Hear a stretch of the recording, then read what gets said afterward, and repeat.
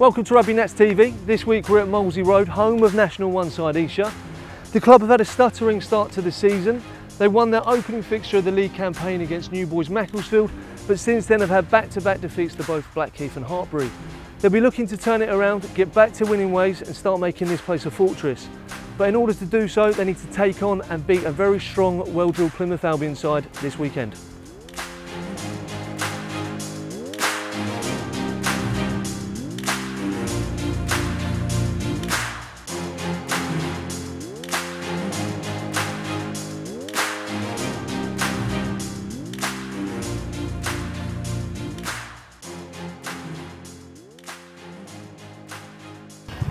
Let's talk about the season. So it's fair to say that's been a bit of a slow start. Yeah. 1 win, 2 losses. Can you talk us through what's been going on? Yeah, we've just, we had a tough start to the season. I would say I think the league's really tough this year. There's going to be a lot of close games. So it's just about trying to win more of those close games than you lose, really, and building like that. I think funny enough, I think we probably weren't as happy with our performance in our first game, which we won, as we were in our second game, which we unfortunately just missed a few opportunities and we felt like we could have won. And then last week, we were good in some parts of our game that we've been maybe focusing on, but we've let a few others slip. So at the moment it's still early and we're trying to focus on improving our performance each week and then hoping, that with that the wins will come. But obviously it's like I said, it's a tough league. So if you're not right on it every week, you're gonna lose a lot of games. So we're just trying to build, and if you go on a little bit of a run, win 3 or 4 games in a row, I'm pretty sure with this league you'll find yourself climbing up the table.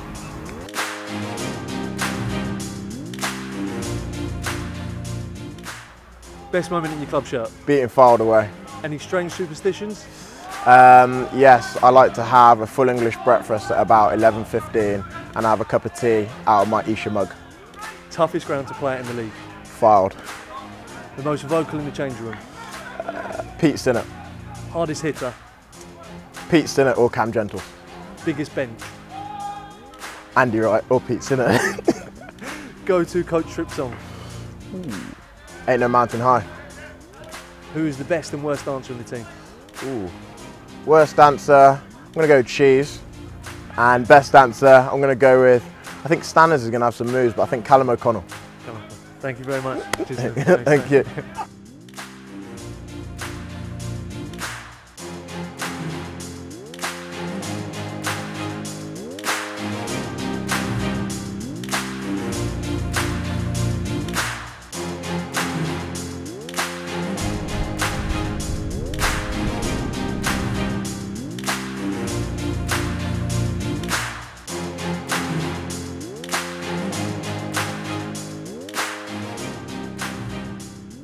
Esher take on Plymouth Albion this afternoon. The last time these two teams met was back in January when Plymouth secured their first win in 6 visits to Molsey Road. Plymouth will be hoping for the same outcome today, but the Esher boys look real sharp and up for it on Thursday night, and they'll be wanting to claim their second victory of the season.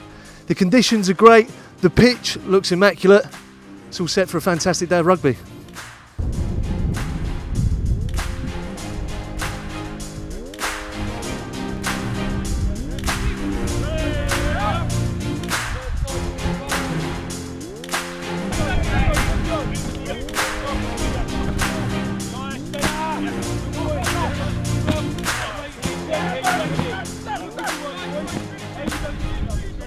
You've played rugby at the highest club level. Tell us, in your experience, what's the difference between Premiership and National League rugby? There's a lot of similarities. I think that's the most important thing to say. Some of the players at National 1 level and probably below and definitely Championship level have a potential to play up. The difference is mentality, the desire to get there. There are plenty of players here at Esher who I think, God, if you'd been picked up earlier, what could have possibly been with your careers? You could have been, multi-game professionals in the Premiership, but the only difference holding them back is potentially luck and that desire. And what we're trying to develop here at Esher is that desire, and it comes with time and it comes with a culture where we try and breed people who want to play for a club, try and represent something, try and represent the badge and try and succeed with the badge, not just be happy with mediocrity. Moving on to today, you take on Plymouth Albion, who've only suffered 1 defeat to current league leaders Hartbury. How have you prepared for the game and what are you expecting Plymouth to bring? Plymouth we played last year, we won one, lost one, beat them well down there through playing an ambitious, fast-paced game and not relenting when we put our foot in their throat, basically. We got them in their 22 and we didn't let them get out until we got points. At home, we suffered a bit of, I don't know, boredom or something like that, because actually the flip side of it was that they came up here, beat us, we let them off the hook too easily, and that crept into our game at the end of last season, and as such we lost a number of games which we should have possibly won, or we would have won earlier on in the season. So today I'm looking for ambition, I'm looking for playing quickly, running their big forwards around, running their power players around, and then in defence I'm looking for line speed, chop their guys on the floor, get over contest, slow their ball down, because against Hartbury last week we let them play too much, we let them get away with too much. And that's why ultimately we lost. Brilliant, really appreciate your time. Best of luck for today. Cheers, thanks very much. Cheers.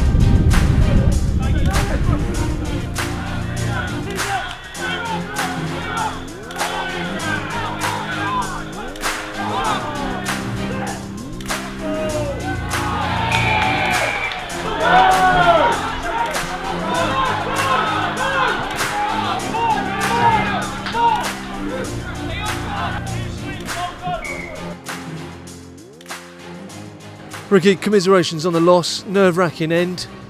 Where was it won and lost? I think looking back at the game, thinking back to the set piece, particularly in the first half, they gave away a lot of penalties at scrum time. We knew that they'd have that power game up front. I thought in the second half we combated it pretty well, made a few changes, but ultimately I think we gave away too many penalties in the first half, left ourselves too big a hill to sort of climb back up in the second half. Although we did try, the second half was what we were looking for 80 minutes, but only 40 minutes of it, it's not really quite good enough. You know, I thought there we might, if we kept hold of the ball, possibly got a penalty there towards the end, but unfortunately we just ripped in that last little passage of play there. You know, looking at how we performed in that first half, 19-21, it's probably about right, to be honest with you. But I did feel that we could have maybe snatched it there at the end with a penalty kick, or something if we'd got it, but we didn't manage to keep hold of the ball, and that was probably the tale of the two teams, to be honest. The fact that we didn't manage to keep hold of the ball at crucial areas. We just need to go through a few extra phases and keep that ball, and hopefully we would have got, you know, the penalty or the 5 points, 7 points. It's disappointing.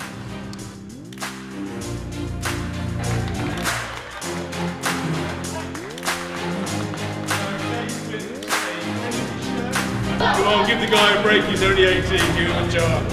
What were you like at 18? Yeah, okay. I'm here with Esher winger and man of the match, Gabe. Gabe, not the result that you wanted, but a great performance and for your full starting debut. Tell us a little bit about it from yourself.